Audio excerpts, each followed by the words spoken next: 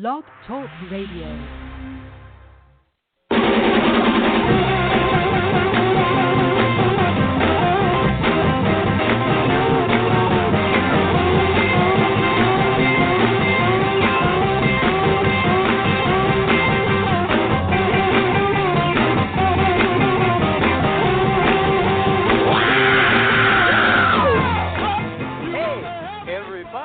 Recruiting Animal here on January 9th, 2019, first show of the new year. I was listening last week during the vacation to Joe Rogan. He's got a great podcast, and he was talking about working out. He said that this is his guideline. He says he never wants to feel sore the next day after working out, and here's why. Because if exercise causes you a lot of pain, you're not going to enjoy it. And if you don't enjoy it, you're not going to do it. And his guest, a guy named Firaz something or other, he said the same thing. He trains martial artists, and he says that if you can lift X number of pounds 10 times, he's going to have you do it 5 times only. And I also, I'll come back to that. I also listened to an interview with a psychologist. This guy's name is Ray Maurer. Maurer, and he said that when he has clients who want to exercise but they can't make themselves do it, he has them just start out by standing on a treadmill in their bathrobes, reading the morning paper and drinking their coffee. That's it. And then he'll tell somebody, go to work and go out into the stairwell every once in a while, walk up one step. The next day, add another step, and then the next day another, right? Don't rush it. And, people who make New Year's resolutions about business, they should keep that in mind, too. Make your goals very modest. Don't reach for the sky, especially if you're trying to change, like, a bad habit. Something's well established. Don't try to be perfect. Just try to be a little better. Not even a little better, just a very little better. And you know what? Maybe you'll succeed. Because if you ask too much of yourself, you're not going to do it. Okay? Now, welcome to this year's first episode of Jerry. What show is this? This is the Recruiting Animal Show!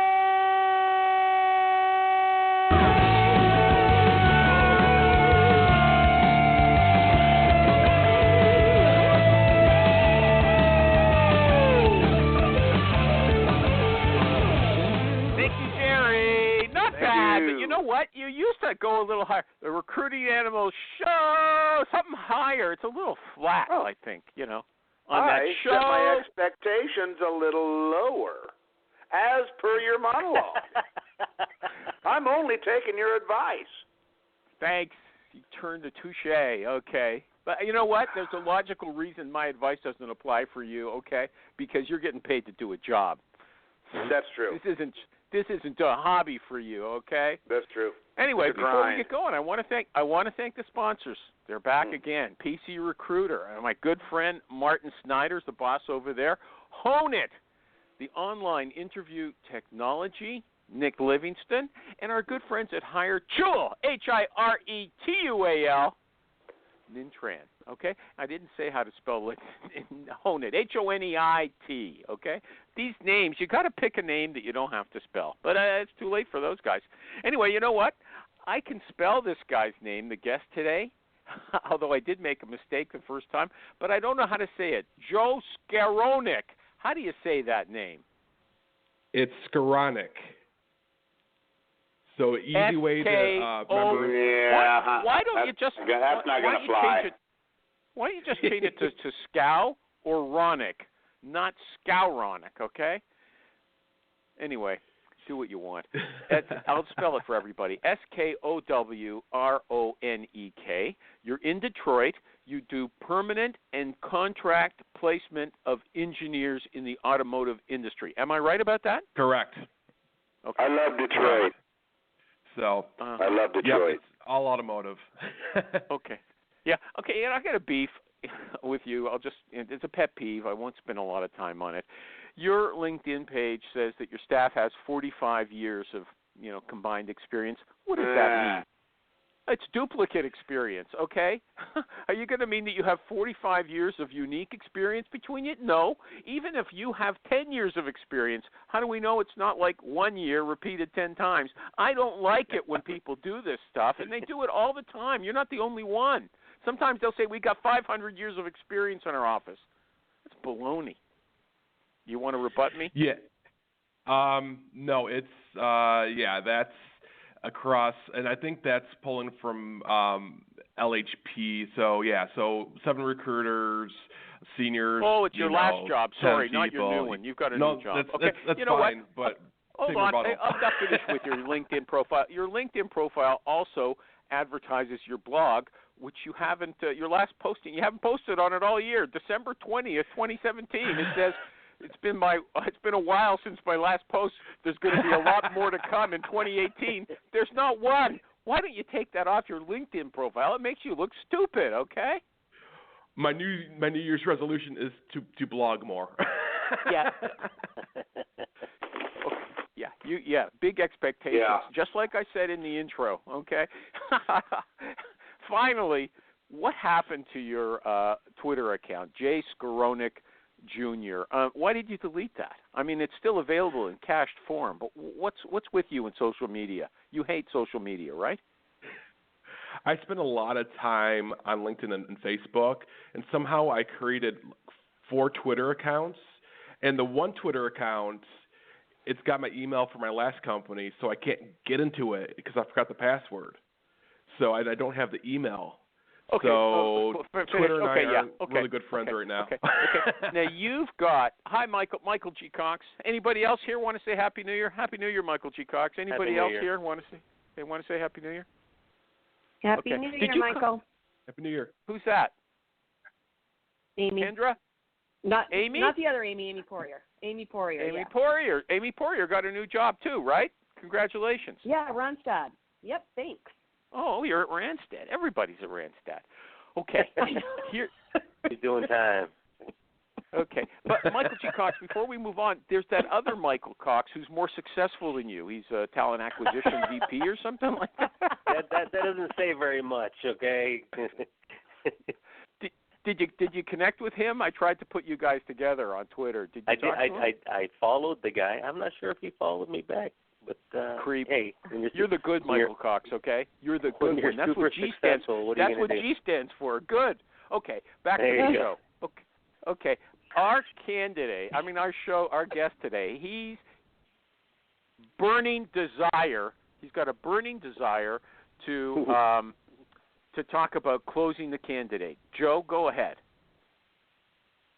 Yeah, so if you recall a couple shows back, I got an argument about Mike saying, hey, just interview, see how it goes. I was like, no. So here's the process, and here we've actually Automotive Hold on. So Dynamics. Are you going back to when I said it's okay to, if you're recruiting somebody and these are very hard to find people, and the person wasn't planning on leaving, you say, look, just go in and have a chat with them, take a look at it. You don't have to make a commitment now. Is that what you're referring to? My practice? Yes. Okay. Well, go ahead. The wrong practice. So before, because there's so many things that can go wrong. You have to be a private investigator per se. So even before we submit a person over, we need to know the salary, not exactly, a range within $5,000, right? 95 to 100. If they need, why are they moving? If they like what they see, are they willing to accept an offer at this rate? And even go as far as sending an email afterwards, confirming the conversation, and having them say yes. Look, hold on, just let me stop you. Let's go back to where I started this thing. You're calling someone out of the blue, someone I'm going to say who's not that easy to find necessarily, okay? They're not lying around waiting for you to pick them up. You call them out of the blue, say, hi, I'm a headhunter. I've got this position. Would you consider, taking a look at it? And that's a reasonable question. Your question is, I've got this position.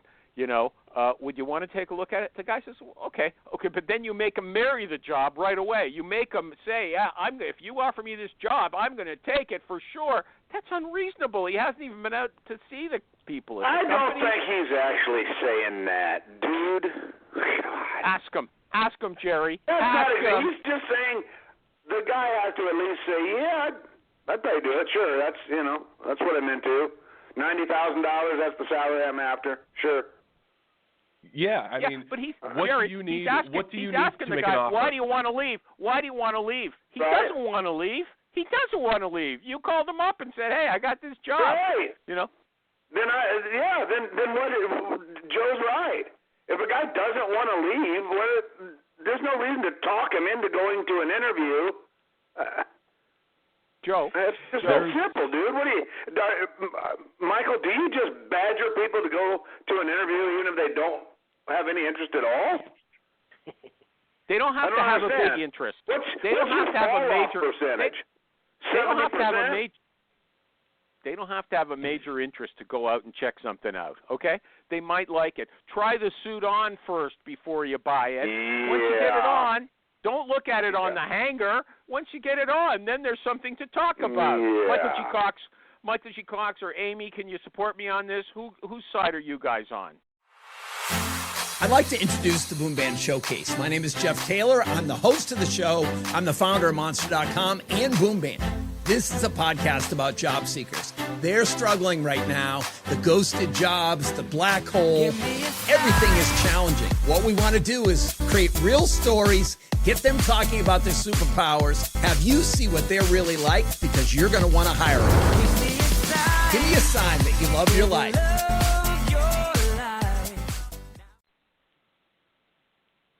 I mean, I'm on Michael's side. I don't think you should ever – I feel like that's a lot of pressure, and that candidate has a choice of many recruiters to go to. He's getting like 20 calls, maybe 100 calls a week, and perhaps even some on the same roles. So I think that probably when I am trying to get a buy-in, I'll do it very softly in terms of, hey, does this sound something that you'd be interested in? If so, how are we going to move forward? What's the next step? What's your sweet spot? Sound unreasonable or no? Yeah, okay, yeah, but are you going to try to I'll add, few people will just go on an interview to just check something out. Exactly. We're talking about theoretical bullshit anyway. So, next topic. That's not theoretical. I'm talking about my own practical experience. Michael G. Cox, okay? Yes. Where do you stand on this one? Will you bring someone into your company who, you call them out of the blue, they haven't, do you make them commit? What Joe is talking about, what the guest is talking about, he's saying you have to close them before you move ahead. As soon as you not 100% close them, animal. I don't think I don't think he's talking about closing the guy just like right there before they come in. But you do have to get some sort of commitment, like that might sound like, look, if everything makes sense for you, would you be willing to move forward and actually make this career move? Otherwise, we're just burning calories for the sake of introducing people to people, and right. That doesn't make sense. I have a very specific example. So we had a guy, high-level engineer, relocating from Chicago, and everything else was fine, but his relocation needs were, he needed a full relo, and he wanted the company to pay the real estate agent fee and any money he lost on the house. So that's going to be a sticky point, and the company wouldn't do that. I mean, most companies aren't doing full reloads; they're giving you $5,000, $10,000. So I walked away because this isn't going to work out. It's the devil's in the details. So you gave an example. You're not going to take something down that isn't going to work out. Right. Okay. But he gave an extreme example with relo, or maybe all your placements are relo. Okay. I don't know. No, we're in Detroit. Everyone wants to be in Detroit now. For the first animal show of 2019 is Should we pre-close? Should we test close candidates? And the host of this damn show is saying, hell no. Then it's going to be a long year on the Animal Show. Jerry. If that is your policy, that pre-closing and sales is no longer an appropriate methodology in recruiting in the placement business, I have to rethink whether I can be a part of this show this year. Seriously, I'm not kidding. I'm pissed off. Hey, Jerry, I would recommend, Jerry, that you get some sort of a retainer set up for the rest of the year. Yeah, something. Make it worth your time. Something. Yeah. Hold on a second. Ridiculous. Hold on a second. It puts my name in the hat with kind of goofball tactics. And somebody could yank out this conversation 3 years down the road and prove that I'm an idiot just by sitting here listening to it. Hey, by the way, the somebody you're referring to is actually Animal. Yeah. Yes, true. Yeah. Look. Okay. Look here. The one thing about this pre-closing, you know what? Give him something to pre-close on. Let him go out to the interview. Then say, look, you think we should move forward? You think you've got a strong interest? The person doesn't know anything about really the job. How can you pre-close them from the get-go? That's my question. Yeah, I'll tell you. Look at guys. I'll tell you how you pre-close them. You at least find out if they're in a position. Amy, 1 sec. Amy, we'll let you come back. You have to find out if they're in a position to make a change. You have to find out if something's happened recently that made them decide, it's time to keep my options open. Now, if somebody says, no, I'm not going to change, I'm really not interested, but I'll go take a look, I'm probably going to say, let's wait until something comes along that really does get you all pumped up and motivated. This isn't it. And if they say, yeah, you're probably right, then you've done your job. Okay. If they say, no, I won't check it out, then you've done your job. I mean, you're tweaking it. You're saying that the guy potential candidate says, I'm really not interested. I was saying you call someone who's not actively looking. They say, well, it sounds interesting, but I'm not really looking for a position. I'm happy here. You have to entice them. Amy, over to you. Amy, what did you want to say? Okay, 100% with Jerry. And if you're calling passive job seekers in this market right now that we're in, you can't. There's just no way. The only way you're going to pre-close somebody is by digging deeper and asking more, and going more into the question. So there's probably about 13 points that I make sure I touch when I get a passive candidate on the phone. Like what? After that, it sounds like you're agreeing with me. Okay, but what is it I that am. you at? What are your 13 points? Yeah, but you said you're agreeing with Jerry. What are your 13 points? No. Okay, what are your 13 points? All right, rate. What's your rate? What are you looking for? What's your sweet spot? Right. So say like my hiring manager is at 70, and my guy says 90. I'm like, okay, this job isn't for you. Let's move on. I'll get a few more things like, have you thought about moving? Relocate. Changing jobs. I'll get a few more of those things, and then I move on. So relocation, is that where do you want to be? And this is for contract people, because a lot of those guys move around. Back what to kind Joe. of job are you looking Let's give the guest a chance. Do you want to add anything to what you've said already, or should we move on, Joe? So, let's move on. I'm feeling this topic could take up the whole show. Okay. Hey, just one last thing, Animal. Okay. One last thing. My only not my only concern, but one of my concerns with the not pre-closing is it sounds as though a recruiter that would rely upon, hey, maybe, I'm not too sure if you're interested, doesn't sound like that, but come on in anyway and sit down and we'll see if you get sold along the way. That kind of, it just strikes me as lazy on the recruiting side. Like if you can't get that kind of a commitment up front, you may be wasting a lot of time. This guy's good, Animal. Oh, yeah, okay. That's Michael G. Cox. Okay, okay. I can't imagine anybody just letting people just walk around interviewing at customers saying, no, I'm not going to change jobs. Not interested. Yeah, no way. Prove it, and with the attitude of prove it to me, Right. It just sets people up Right, those are the really same bad people interaction. that you they need a $30,000 increase to accept the job now that they've seen it. And then when you do get them that $30,000 increase, they don't show up. They email you on the Sunday night, Michael, sorry man, I've given this a lot of thought. I just can't start tomorrow. Thanks for your time. Thanks for all you did, but I'm staying here. That's the person that you pride yourself on not questioning. And you can track that back to the initial conversation. Yep. Like, I kind of saw that coming. But, that kind of, it breeds that attitude of, Liz Ryan wrote something like, you're not interviewing, you shouldn't be interviewed, you should be interviewing the company. And that it sets up that kind of an attitude in a truly viable candidate. Okay, I don't agree with you guys. Joe, moving on. Yeah. Joe, everybody's against me. Okay, Joe, Mr. Guest, are you there? Wake up. Yes, I'm here. I was waiting for you to finish talking. Listen to this show, okay? Okay, how many hours a week do you work? Because I posted something this week that said if you're working 55 hours, that's too much. You're not going to be productive. How many do you work? 50-ish, under 55. Yeah? Uh-huh. 54. Okay. Do you think you can't get away with 40 hours a week? It's not me. I'm all or nothing. Okay. There's no cutting off. All right. My time card. When do you wake gone. up? Yeah. When do you wake up?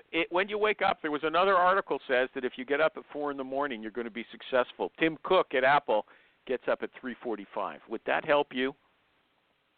5:30, probably not. 5:30? Probably not. Yeah. No earlier than 5:30. What about you, Jer? When do you wake up? 7. Amy? 6:45. Amy? I wake up at 5:30 if I want to get to my job and before everybody else. I think that 3:45 I would be a fucking zombie and I would be miserable and I would hate everybody in the world. Yeah, who would do? That's insomnia kind of stuff. That's weirdness there. Yeah. Michael G. Cox. Look, if they paid me what Tim Cook is getting, I would get up whenever they want me to. Michael G. Cox, what do you? Earliest I get up is about 6:30, but I guess I'm not the successful Michael G. Cox. Yeah. Right. Okay. This is the lazy Michael G. Cox. Yeah. Okay. Right. Not the but not as one. lazy as me. He's not as lazy as me. He doesn't sell the person in advance, right? Okay. Joe, do you ask people? Yes. Lori told us. Lori, the famous Lori Rudiman, who turned 44 yesterday. She says you're supposed to ask people about their preferred pronouns. When you meet someone, you say, "Hello, my name is Joe. It's nice to meet you. The pronouns I use are he, him, and his. How about you? Are you into that pronoun?" I really don't care. What kind of moron would ask that? Is that Rich? Happy New Year, Rich. Happy New Year. Okay. Oh, my gosh. Okay. Have you read any books about recruiting, Joe? Joe, have you read any books about recruiting? Yes. I'm a big fan of Tim Sackett. Sackett? The Talent Fix. Yes. Okay. Did you read his famous last book that just came out 2 months ago or something? Did you read it already? Talent Fix. I mean, unfortunately, I'm not in the corporate world, but if I were, it would be great. And there's some things we can all pick up from the third party staffing too. But if you're in the corporate world, you really need to read that book. Okay. What was there anything in it that you got out of it? I mean, just the staffing industry as a whole. I mean, it's more of a corporate book. So that sounds like a no. That sounds like a no. No. Great book. I didn't get anything out of it. I mean, I'm sorry. That's what you're telling us. Okay, but I thought you were working for an automotive software company, not for an agency. Are you with an agency? Yeah. So we're a staffing agency here. My previous company, they did outsourced projects for embedded systems, and they did staffing. So it was a little bit corporate, but it was 80%, of the revenue was staffing. So have you taken? primarily staffing. I'm moving on. Follow me. Have Okay. you taken any courses about recruiting? Any courses? I have not, but I'll tell you what. The president of my company is a huge Finkel fan. So he's an old school guy. So he likes to do things the Finkel way. Okay, but you started out in sales. You were a salesman before you were a recruiter. Am I right about that? And I can't take off my sales hat. Okay, so for you, recruiting is a sales job. Is that right? Right. Right. So I love, like, as far as the sales go, I don't know if you heard of him, Jeffrey Gitomer. Yeah. He wrote the Little Red Book of Sales. Follow him, read his books. Fantastic ideas. But staffing is not, from the industry I came from, consumer electronics, staffing, you can't do the hard sell. You cannot do the hard sell. You will get nowhere. So that was a learning What do you mean? So what do you mean? It sounds like you're coming over to my view. What do you mean? I can't do the hard sell. No sale animal. So I mean, there's certainly some middle ground. What do you mean? What's a hard sell? In my opinion, Finkel's all hard sell. What's your idea of a hard sell? Yeah, Finkel, and that's kind of where it's so hard sell from at least the company standpoint is you're talking to an engineering manager, and instead of just having a technical discussion and shining through that, you're selling, trying to get more racks, doing this and that. So that's something I learned. You can't do the hard sell because basically this is a relationship business, and there's a billion staffing companies. The companies that people are going to want to work with are the people they like. So really, the biggest part of this is being likable. How do you be likable? How do you make yourself likable? Hold on to that, and you'll come back. You'll tell us, I'm going to do an ad. Then you're going to tell us. This sounds like the key to the business.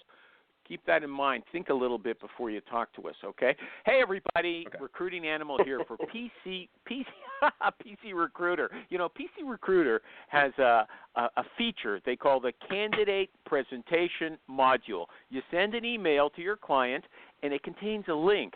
And that link takes the client to a profile of the candidate, and there's a bunch of fields there, but only the ones you want them to see. It's customized. Everything is customized in PC Recruiter. It's got your branding on this page. It displays the data about the candidate and the relevant documents. You can attach a resume, anything you want. Whatever you want the client to see. Once she looks at that information, she clicks a button called Feedback. She tells you what she thinks. If you want her to grade it according to stars, like 1, 2, 3, 4, 5, you can program that into it. It's really easy. Everything about the entire transaction is stored in the candidate's file. The next time you go there, you can see what other companies have said about this person. So go check it out at PCRecruiter.net. And remember, if you're a recruiter, PC Recruiter loves you. Okay? Back to the guest. The guest is going to tell us the big secret about recruiting right now. It's a relationship business. That means getting people to like you, and he's going to tell us how to get people to like you so they do business with you. Go ahead. Jerry needs a bit of this, okay? Go ahead, will you? So the big thing that the salesperson in me would say, hey, you're insane, is, you have a friend, you find out that a company has a opening they're not going to use a staffing company for at all. As a favor for both, you kind of meet those two together. The best case is actually a recruiter, right? So I don't know what you're talking about. Does anybody know what he's saying? I'm lost. Go ahead. He lost me there. Your friend and the doing favors. Yeah, doing favors for companies off of the record. For example, you have a friend who was a recruiter. The corporate company needs a recruiter, and they're not going to pay for that recruiter. Hey, I got a friend. He ends up there. Oh, so you give them a placement for free, a referral of a friend, not one of your candidates, one of your buddies. Good karma. Okay. You know what? That doesn't happen every day. The recruiting for free might make you likable. Yeah, it might. I'm not sure if that's quite the key to success we're all looking for. Yeah, me neither. Me neither. But that's like a one-off case. We're talking about what do you do on a regular basis with almost everybody you speak to make them like you. Yeah, I mean birthdays, holiday cards.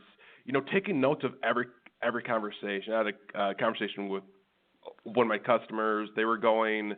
The HR manager was going to college with her daughter to go check out a college for her daughter to go to. I track all of those things. So next time I call it, hey, how did that trip go? So, I mean, HR managers and engineer managers, they have to be sold sometimes, but they don't want to be sold every call you have, right? Isn't it also very simply that some people are just likable and other people are just dicks? And there's nothing that they can do about it. And sales probably is not a good profession for them. I don't think you have to be you real can't likable. just try to be not likable. I mean, you're either likable or you're not, aren't you? Okay, would you call Steve Finkel likable? No, he's a dick. I don't. I enjoy. No, but you know what? Hey, Animal. You know what? I mean, this is Rich. Hey, Rich. I only say that because I called Steve Finkel 25 years ago, maybe, and I needed some advice. I said, "Hey, man, my boss won't hook us up to the internet, and I'm thinking it's going to be a pretty big deal." And he said, "Your boss is right, son. The internet is pure folly." That's exactly what he said to me. The internet that's is not being a pure dick. folly. That's just, he was wrong. Finkel says you should be disconnected from the internet except for all like day. an hour in the morning. Yeah, Yeah. Pretty much all day. So I kind of struggled here because my president is a big fan of Finkel, and I was just trying to do the Finkel way, and I'm like, it's just not me. It's just not me. So there's certain things that I take from that book, but Hey, Animal, can I say something? Let's ask the rich man. The rich man wanted to say something. Yeah, Rich Rose. I know I want to hear from Rich. He believes you got to be bubbly. He believes that you have to put on a bubbly when you talk to someone. The word I use, but you got to have energy. But one of the guys I worked for, and I was a stockbroker, basically told me something that was totally relevant to recruiting because it works for all sales. I mean, you end up attracting like clients. If you're a dick, you're going to attract dickhead clients. If you're nice and you're fun and you're energetic and you're real, you invite real clients. And you don't. You're going to get you're going to get a mix, but your base of clients that you're always going to be able to go back to. Hey, this is William Tincup, and you should know about the You Should Know podcast. It's a topical, fun podcast with Ron, myself, and a guest, or guests, plural sometimes, and we tackle the most timely topics of the day. Give it a look, give it a listen, and subscribe. Thanks. Will be guys that are pretty much like yourself. They're going to you'll have some kind of commonality, be able to talk about different things, actually build a real friendship and rapport. And because I ask this question to candidates all the time. I play sales guys, so I was like, well, who do you know? And they're like, I got a Rolodex of 6,000 people. And then I'm like, well, who do you really know? Like, who could you call right now and go get a drink with? And usually it's like three or four clients, at best. So, you build your relationships and rapport just by finding people you like to work with and just having conversations. Like someone said, you don't every call is not a sales call. Maybe just be, hey, the Bears suck this week or whatever. Some dumb email or some dumb thing you see on the internet you send them. But I mean, I've made some of my clients I consider great friends now. Some of them kind of come to work for me. So just by doing that. I hear that worked out really well. That was awesome. That was the last one was a fucking blast. Still going on. Hey, I need to redact calling Steve Finkel a dick. I'm sorry, Finkel. You're not a dick. Okay, I think he can handle that. Can I just chime in here on one thing that everybody's neglecting in order to be likable and to establish rapport? What I typically do is I set expectations up front. And if those expectations have been set correctly and the candidate has gone through the process and is able to always say, you know what, Amy, you were absolutely right. This is exactly what you told me what to expect. It's exactly what happened. And that person, you've established credibility through honest communication and always setting up expectations so they're not surprised by anything. People want to bring that to down to earth. Like, I hate this generality stuff. What does it mean? Give us an example. I know you hate generality. Concise. Okay, concise.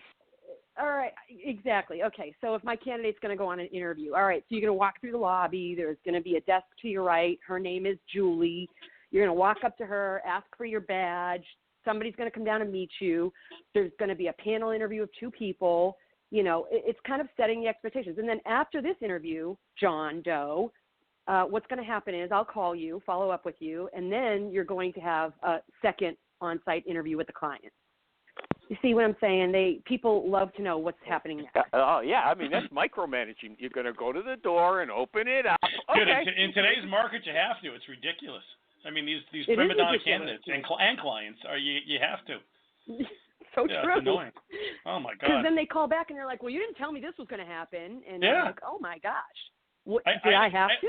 I had a guy that got pissed off last week because the client dared to ask him to walk him through his resume.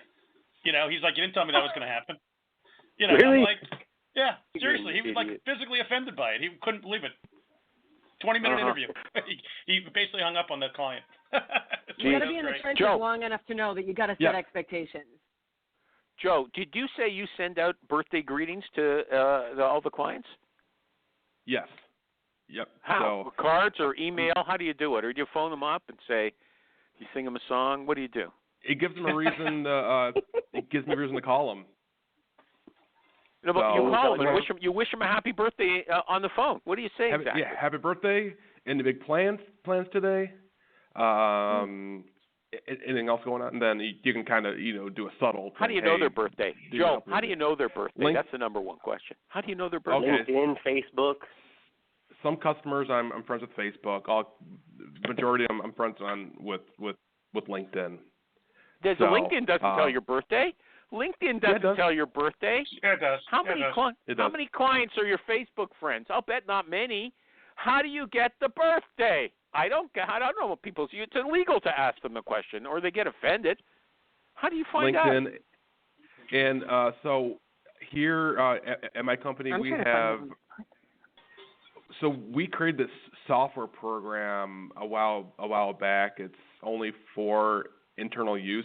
It's not going to be in the market. So it actually it looks at utility bills and people in the U.S. It actually has 90% of people's cell phone numbers, birthdays, and all this other information. Unfortunately, I can't share that with you guys because it's proprietary to Automotive Dynamics. Final question about the birthday. Another question. When you call somebody up and they're not your close friend, they're not your cousin or your mother, okay, and you say, I'm wishing you a happy birthday, they know you're just being mercenary, right? I mean, isn't it transparent? And it doesn't make you look bad rather than good to call somebody you want to do business on. This guy's sucking up to me. I mean, if they don't know that's what you're doing, they're stupid, okay? And if they know you're sucking up, doesn't that make you look bad? Not necessarily. I don't think they see it that way. Most times I've had several conversations. If I just sign an agreement with a company and her birthday is tomorrow, I'm not going to call them. Like the next year, right, where I've had several conversations, I would do that. So there's kind of a time and place for all maybe that. I'm just too sensitive. I'm going to do an ad, a quick one. Hey, everybody. Recruiting Animal here for Honeit, Honeit. Honeit.com is phone interview technology. It records your interviews, listen to this, and turns the key questions and answers into separate audio clips to help your hiring managers quickly hear the motivation, the personality, and the enthusiasm that the recruiter just heard. You heard Rich Rosen say enthusiasm is important. When you can share a story with a hiring manager in the candidate's own voice, you know what it speaks? Volumes. You can't get that from a resume or a dry report. So if you want to get a hiring manager excited about a great candidate, share some of that sizzle with Honeit.com. And look, if you really do like reading better than listening, it automatically turns the interview into a typed out transcript as well. Okay? Honeit is designed by recruiters for recruiters. HONEIT.com. Check it out. Nick Livingston's your man. Okay. Anybody have a question for Joe before I move on to anything new? Anybody? Your floor's open. No? Oh, Jerry's gone. This guy, he can't make it through a show. It's not a reflection on you, Joe. You know, he never stays for it. He never stays for anybody. Okay, so look, where we asked about the pronouns, so we got all that important stuff. Okay, have you ever presented a candidate you thought was perfect and the client rejected her or him? Yes. What happened? Can you tell us the story succinctly? Well, the problem is when we're submitting candidates, usually it's with HR, and most times I know more technically than the HR manager. So I begged and pleaded, sent over to the manager, and then at that point they actually can get an interview. Doesn't always work that way. Okay, so hold on. So wait a second. Yep. Wait a sec. Hold on. So you're presenting to the HR person. Why is that? Why aren't you dealing directly with the hiring managers? Doesn't work that way in the automotive industry? On the company, yeah. I mean, it used to years ago. It used to be the Wild West. We'd be calling managers, and then a lot of times it's pushed more and more with the HR function. There's still, I mean, smaller companies that you'll be working. Okay, with so the you manager, make a presentation, and the HR person you just called yesterday to wish have birthday greetings. Is it the HR person you wish the birthday greetings to, or the hiring manager? Who do you wish greetings to? All of them? More cases than not, it's the HR manager. Okay. And more of them are female, and they appreciate that more. The guys don't. Sexist. Right? Sexist. Okay, so you present the candidate to the HR person. She says, "No, I don't think she's right. This candidate's right." And you say, "What? Are you kidding? This person's perfect." Okay, is that what you say? You press back. You don't let this HR ignoramus walk all over you. In other words, am I right about that? Right. I mean, most cases we are more knowledgeable than HR.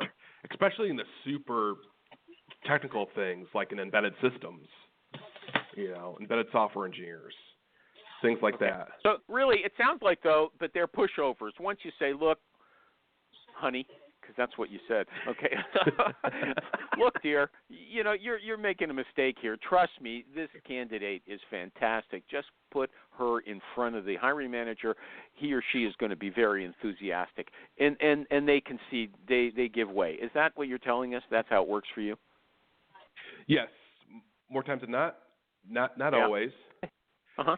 Unless it's a money thing. Unless there's some issue with a visa. Oh, no. We weren't talking about money. We weren't talking about money. Yeah. We're talking about great candidates. Like I have had, he's too young. This person, he won't really be interested. You got to talk to him. I will go crazy. Anybody else on the line want to talk about that, where you present somebody and they say, I don't think it's a person, and you know this. You struggle to find that person, and you're not going to go out looking for anybody else until they take a good look at this candidate. Anybody else want to comment on that? I think everybody gets that, doesn't they? That's part of the Well, what do you do, Michael G. Cox? How have you solved that problem? Well, you just ask. You help me to understand where you believe that I'm off, because I would hate to go back and find another one just like this. So you had mentioned you can go back to the top 3 or top 5 things that are most important to them. You said these were the things that were most important.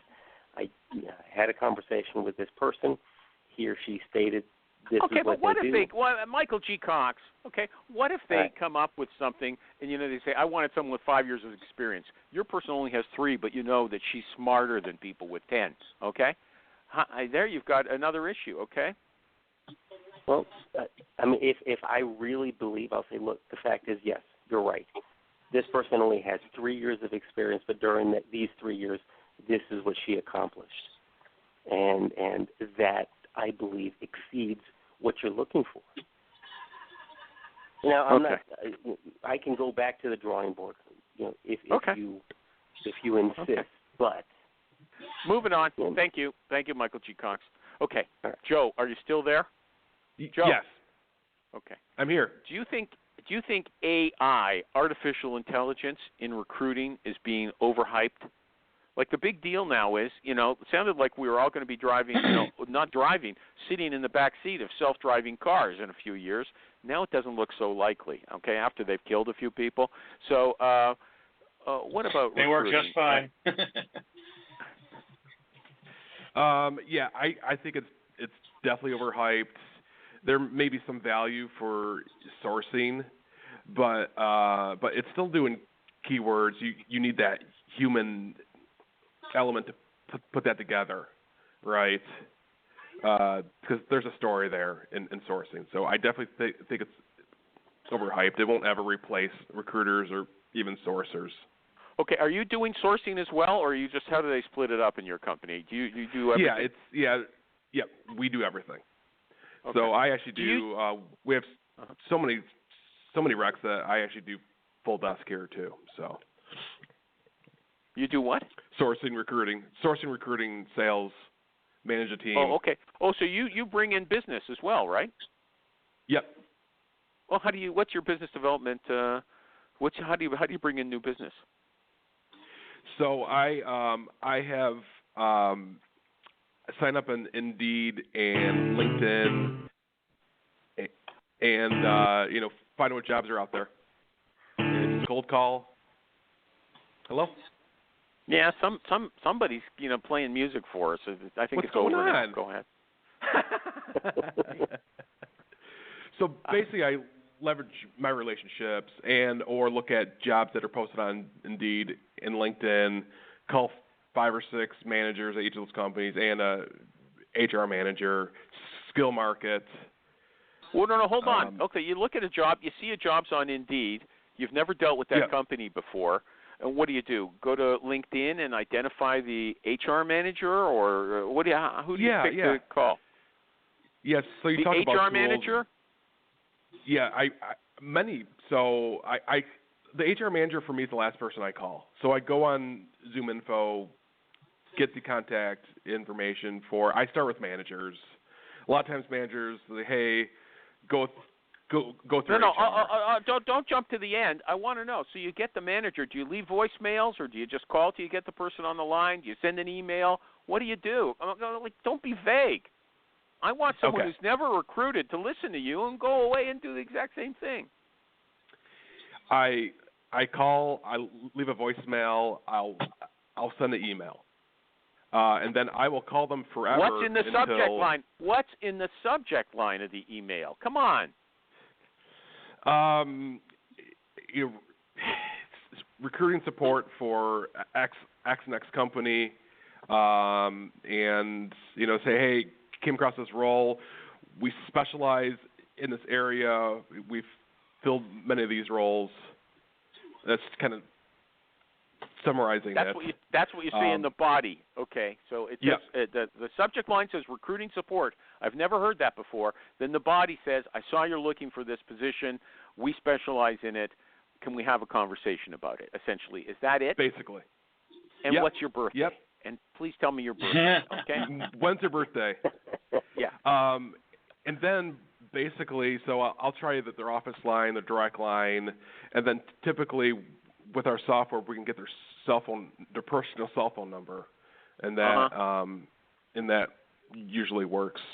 Actually, if you've got a cell phone number, you could actually text them. Do you ever text for new business development? Do you ever text someone for new business? Someone you've never spoken to?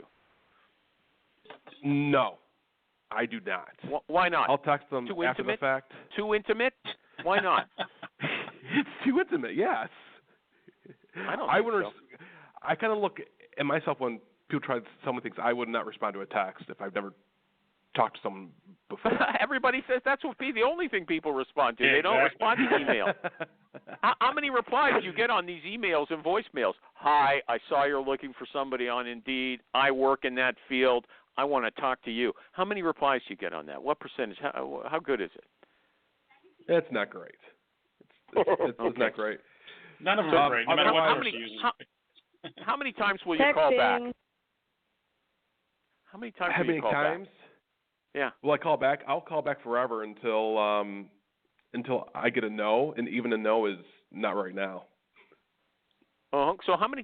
Okay, final question. Think of that. I got to do an ad before we go on, but I want to know if they say no, when's the next time you call them? Okay, I think Rich told us before he'll call forever as well till he gets somebody. Yep. Okay, so let me do an ad for our good friends at Hire Tool, the sourcing masters, the sourcing gurus, the super duper sourcing tool, HIRETUAL. They really don't need me to advertise about this tool because everybody's raving about it all the time. You go to their site, HireTool.com. You don't have to know any Boolean. Oh, we even asked this guy, our guest today, if he knows Boolean. You don't have to. Okay, I'm not a Boolean whiz. You go there, you put in the job spec in normal everyday language. It returns a list of candidates to you ranked from most appropriate, closest fit to the bottom.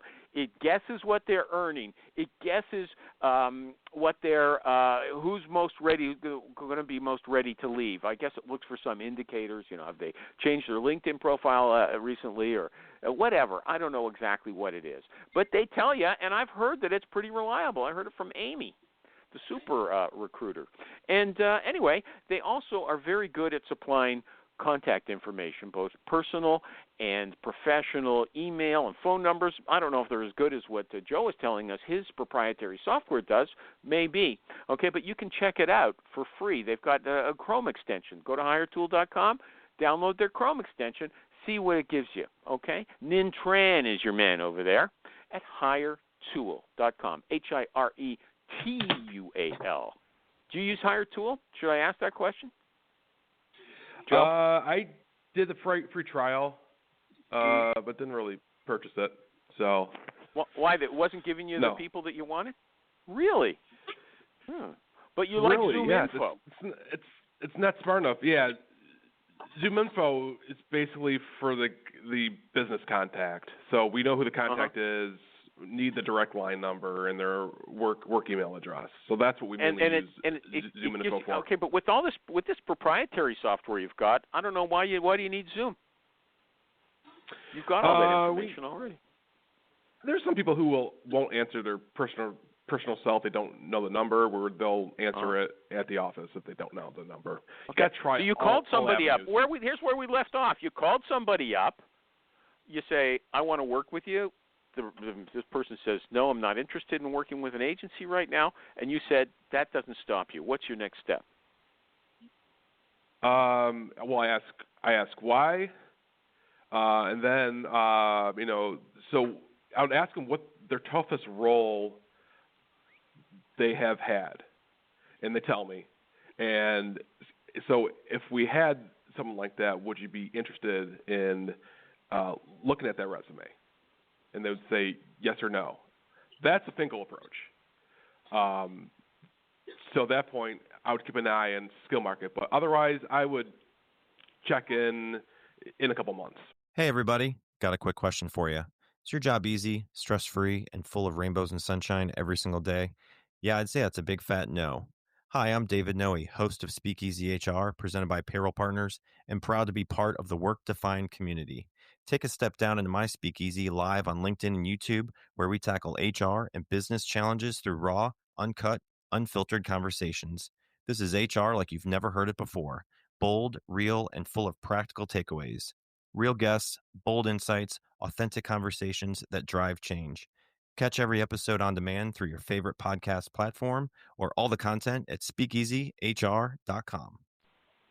So I called them this but month. You would, if they said, we've been looking for this person for a year, we haven't been able to find anybody, you wouldn't consider that a job order and say, look, I'll find that person for you. And would you consider that? Would you take that on as a job order? Something that is really difficult to work on. Would you take that? I would. I wouldn't have my team work in it. I would work on it. I don't really see anything being a job order unless we have a fee agreement in place. Yeah, okay, but what are they giving you a fee agreement for an impossible job to fill? Would you work on it? Would you work that job? I would spend some time on it, yes. That sounds like a no. My recruiters work That on sounds it. like a no. Yes. That sounds like a no. Okay. Well, hey, everybody who's on the line, what should we talk about for the last 10 minutes? Anybody got a topic they want to talk about? Anybody? Okay. You used to be an account manager for a truck driving recruiting company. Am I right about that, Joe? Yeah, that's how I got my start. I was at a consumer electronics company that went belly up. And then for 7 years. As a sales rep, not as a recruiter. Right, as a sales rep.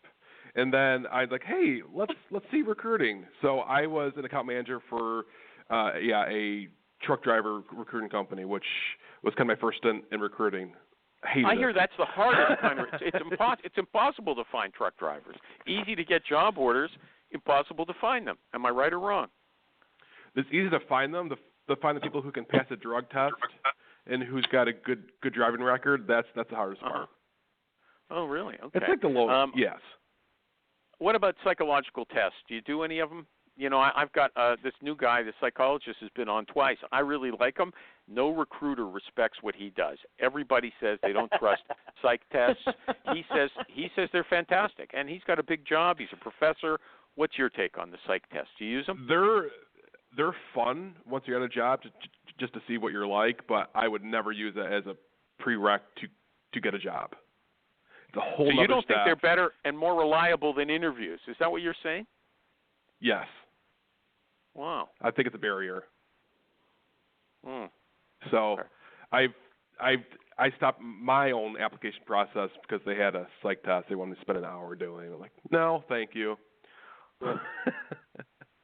We actually eliminated our psych test stuff. Which one were you using, Michael G. Cox? It was a Chally assessment. Chally Worldwide, I believe, is what it was called. It's not so much the assessment itself. It's just it creates bad habits amongst hiring managers where they're expecting and basing decisions on whether the assessment stated recommended or not recommended or with concerns and would weigh that too heavily in their decision. Okay, so you're thinking that you didn't trust. Okay, that would be fine. If the psych test was reliable, that wouldn't be an issue, would it? Exactly, and it made people very lazy in their recruiting and in their interviewing when they're relying on that too heavily. My concern what's too heavily? If it's trustworthy, yes, exactly. you could rely on it as heavily as possible. What's wrong with it? Hang on. My concern with the validity of the test is what I started to do was I took the test myself, and then I took it again immediately after, and I had two very different results. I had individuals that I felt were strong for the position that were not recommended by the test. I said, you know what? I want to do this again. Sit down, have a seat, do it again. It's about another 25 minutes. They went through it again, just out of courtesy, and I had completely different results. How can that be? I mean, unless you deliberately answer the question, you say, I'm going to screw this up, and I'm going to answer the questions different, okay? How can you get two different results if you do it one after the other? The fact that I had them do, hey, look, you didn't perform too well on this one. Can you redo it again? So I did that to see if it would change the results, and it did significantly. So I may have tainted the validity, but the fact that the same person does it twice in rapid succession and gets completely different results raised concerns. And when that happened once, we did a quick sample and saw that was happening time and time and time again. And that coupled with the fact that we were seeing managers make decisions based on, the word thanks. recommended. Moving on. I only got 4 minutes. There's only 4 minutes left. I can back up Michael's story if you want to hear it. Otherwise, I'll move Go on. ahead. Go ahead. I just had to do a psychological test for when I was entering, Animal. I was interviewing, and, with one recruiting agency that will go nameless and recruiter that will go nameless, I did the test, and he came back and he goes, you know what, that's not really what they're looking for. It came back as inspirationalist. He goes, that's not what they're really looking for. I'm going to do this. I don't do this with every candidate, but can you retake it? And I'm like, okay, sure, I'll retake it. Exactly. This time I took it with my stepmother next to me, and she's like, one of the questions was, are you a patient person? Well, I answered initially, I'm a very patient person. And she said, you're not patient at all. So I answered questions based on what she thought of me. Yeah. And the recruiter came back and said, you got the perfect outcome for what they're looking for. So they're hooey. I don't like those tests. They're hooey. Yeah. So, and animal, by the way, one of the things, and I'll try and remember to bring it up next time that dude's on again. He had mentioned that the way people interview allows, it was like psychopaths into your organization, and therefore you should use these tests. But to change your entire recruiting process to ensure that something that happens in less than 1% of the population doesn't get into your organization. Yeah, okay. Well, he wasn't saying that was the only reason. He said that people for CEOs, and he's got a book. It may not be the only coming reason, out. but that's something that he led with He'll in be one back. of the first calls. He'll be back because he said people when they interview for CEOs, they like psychopaths because they're narcissistic and they're glamorous and they are extroverted. Absolutely. Have you ever hired Something a psychopath, Joe? Have you ever hired someone who turned out to be you didn't like? Yeah? Oh, yes, we have. Go ahead. Hey man, in sales recruiting, I've hired some individuals that get on the phone just incessantly and get yelled at and don't even put the phone down. They just keep dialing, and it does not affect them. I joke with a couple of these guys, like there's a part of your soul that is either missing or dead, but it's working.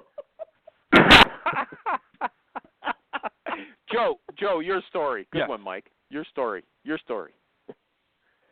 About the psychopath. I want to hear. Oh, I just feel so. Do you mean by the test or just in general? No, you said you hired a psychopath. I want to hear about it if you can tell me. I just I feel a lot of recruiters are kind of that way. The good ones, they're overly emotional one way or the other, but it wasn't per se the test, so I didn't understand the question. So, okay, yeah. Just okay, now you will call someone up just to wish them a happy birthday so they do business with you and pretend to be their friend, but you don't sound like a psychopath to me. Okay.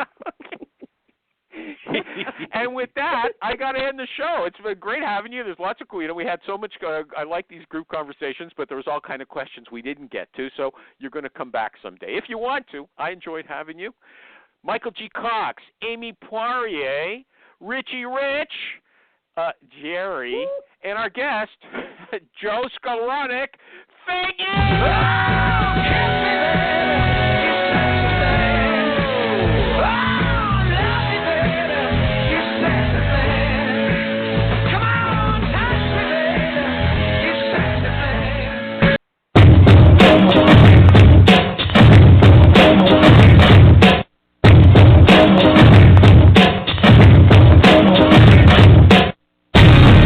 Bill was okay, Animal was okay, but the show itself, same old thing. As a recruiter, there's nothing I'm going to now take to my desk, and I am in a state of constant listening, learning, and applying.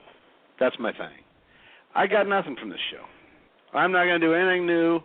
That's what I'm looking for in my learning.